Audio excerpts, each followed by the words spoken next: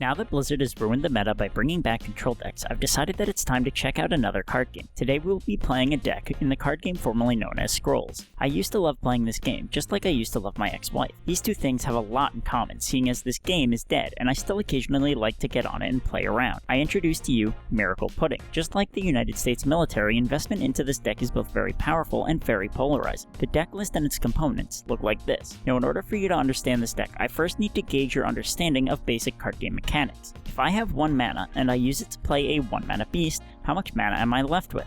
That's right, 2 mana. With Budding Vader and Budding Retreat, every time we summon a beast, we get 2 mana back. We can exploit this interaction to summon creatures the same way Jeff Bezos exploits the working class, by paying less than what we get out of them, eventually turning them into husks of their former selves. Special thanks to Blinky, whose list I stole for this video. Link to his channel in the YouTube description. If you'd like to see more videos, make sure to like, follow, and subscribe. Thanks for watching.